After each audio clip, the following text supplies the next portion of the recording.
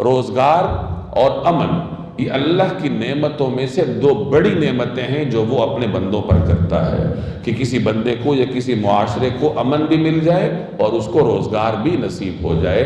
یہ اللہ کے خزانوں میں سے دو عظیم نعمتیں ہیں، اور اللہ تعالیٰ یہ عظیم نعمتیں شکر گزار قوم کو دیتا ہے، ناشکری قوم کو اللہ تعالیٰ امن اور روزگار کی نعمت نہیں دیا کرتا۔ اسی اصول کو اللہ جل جلالہ اس آیت میں ایک مثال کے ذریعے بیان فرما رہے ہیں کہ ایک بستی ایسی تھی کہ جس کے لوگوں کو اللہ نے روزگار بھی کھلا دیا تھا، اس طرح دیا تھا کہ چاروں طرف سے رزق ان پر ٹوٹا ہوا پڑتا تھا، ہر طرف سے رزق ان پر برستا تھا۔ امن کی یہ صورتحال تھی کہ ان کو اپنی جان کے حوالے سے کوئی خدشات نہیں تھے، مال کے حوالے سے کوئی خطرات نہیں تھے، اولاد کے حوالے سے کسی پریشانی کا شکار نہیں تھے، امن بھی حاصل تھا، روزگار بھی حاصل تھا۔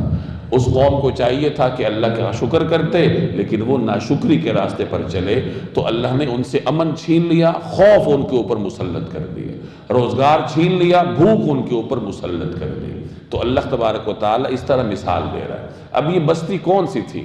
مفسرین فرماتے ہیں کہ یہ مکہ مکرمہ کی بستی کی مثال دی جا رہی ہے، جس کے روزگار کا یہ عالم تھا کہ دنیا کے ہر طرف سے ان کے پاس رزق آتا تھا، اور آج بھی آتا ہے۔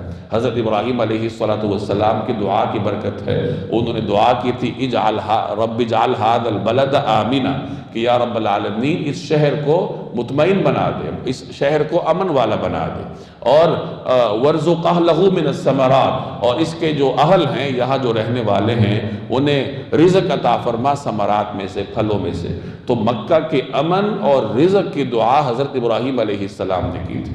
اس دعا کا نتیجہ تھا کہ مکہ والوں کو امن حاصل تھا، وہ حرم کے باسی تھے، اندر بھی امن تھا، باہر بھی امن تھا، جہاں وہ جاتے تھے کوئی ان کے ساتھ چھیڑ چھاڑ نہیں کرتا تھا۔ اس زمانے میں بدامنی کا دورہ تھا، اگر کوئی قافلہ کسی اور قبیلے کے پاس سے گزر رہا ہے تو اس کو خطرہ ہوتا تھا کہ وہ قبیلہ حملہ آور نہ ہو جائے یا ٹیکس نہ مانگ لے، لیکن اہل مکہ کو اس قسم کا کوئی خطرہ نہیں تھا، وہ جہاں چاہتے تھے جاتے تھے، کیونکہ حرم کے باسی تھے، پورا معاشرہ ان کا احترام کرتا تھا۔ یہ امن کی صورتحال تھی، اور رزق بھی ہر طرف سے ان کو میسر تھا، ان کے بڑے بڑے تجارتی قافلے باہر جاتے تھے۔ اب ہونا یہ چاہیے تھا کہ وہ شکر کرتے۔ شکر کیسے کرتے؟ رسول اللہ صلی اللہ علیہ وسلم پر ایمان لاتے، لیکن وہ ناشکری کے راستے پر چلے، آپ علیہ السلام کی رسالت کا انکار کیا، شرک پر ڈٹے رہے، تو اللہ نے ان سے روزگار چھین لیا، رزق چھین لیا۔ کیسے چھین لیا؟